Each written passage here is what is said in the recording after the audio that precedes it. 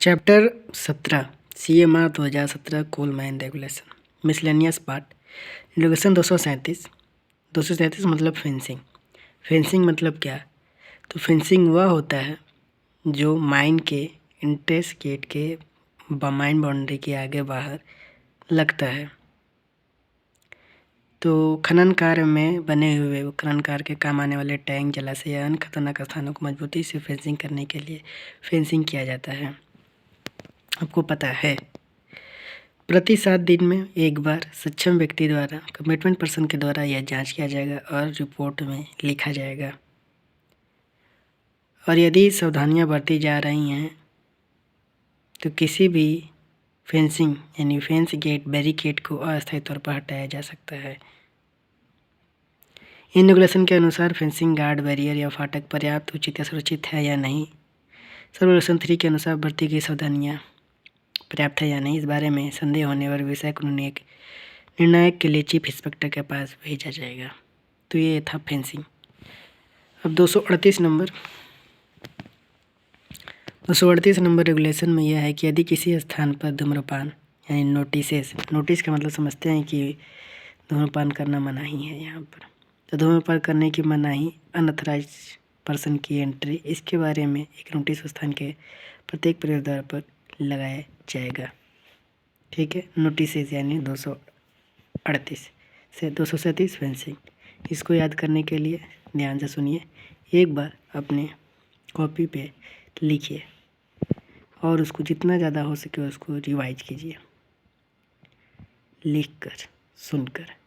239 number है सामान्य सुरक्षा, जनरल सेफ्टी। कोई भी व्यक्ति लापरवाही से या जानबूझकर कोई ऐसा काम नहीं करेगा जिससे खान में जीवन, लाइफ या अंग प्रत्यंग यानी जान माल का खतरा हो, और किसी भी व्यक्ति को लापरवाही से जानबूझकर खान में या किसी भी अन्य प्रकार से उसे हानि पहुंचाए। तो यही था आपका जनरल सेफ्टी पर पूरा ध्यान देना होता है। 241 नंबर रेगुलेशन यही कहता है। रेगुलेशन नंबर 240 है use of supply and maintenance shoes यानी फुटवियर के लिए बात कर रहा है। तो खान में न वह जाएगा, न काम करेगा, न जाने दिया जाएगा तब तक कि जब तक उसके पास शूज यानी प्रोटेक्टिव फुटवियर न हो, चीफ इंस्पेक्टर के लिखित अनुसार। वहीं सब रेगुलेशन अगले पॉइंट में लिखा है कि उनको शूज प्रत्येक 6 महीने के अंतराल पर दिया जाएगा। अगला पॉइंट में लिखा है कि ऑनर एजेंट मैनेजर द्वारा उसके लिए पॉलिश लगाने वाली व्यवस्था दिया जाएगा। रिवॉल्विंग घूमते हुए वस्तु की व्यवस्था रखेगा। जूता पहनने वाले लोगों को सुरक्षात्मक जूते साफ करने के लिए प्रबंध किया जाएगा।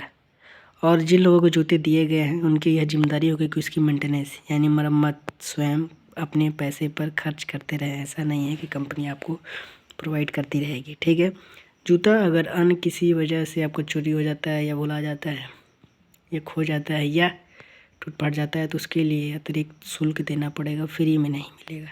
ठीक है, मुफ्त में नहीं मिलेगा, लेकिन ज़रूरत पड़ेगा अगर किसी कारण से ख़राब हुआ है तो मुफ्त में दिया जाएगा। रेगुलेशन नंबर 241 हेलमेट का उपयोग और supply, use and supply of helmet. इतना समझ जाइए कि office, canteen, registration, first aid room, किसी भी अन्य जगह को छोड़कर उसे तब तक वहां जाने की अनुमति नहीं मिलेगी जब तक कि उसके पास हेलमेट नहीं हो।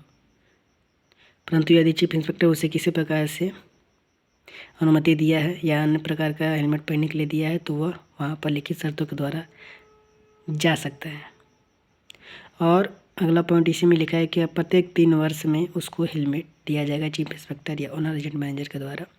अगर वो टूट फट जाता है काम के दौरान तो उसे तुरंत सप्लाई दिया जाएगा और ज़रूरत पड़ने पर उसका स्टॉक रखे, शूज का हो या हेलमेट का, उसका स्टॉक रखा जाए ताकि ज़रूरत पड़ने पर उसे दिया जाए। लेकिन अगर वो अन्य तरीक़ों से उसका मिसयूज यानी टूट गया, भूल गया, खो गया तो उसके लिए पे करना पड़ेगा।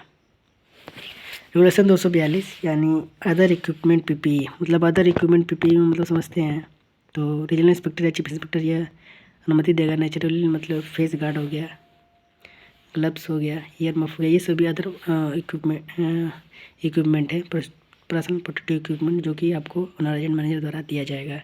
आगे पेज पलटते हैं।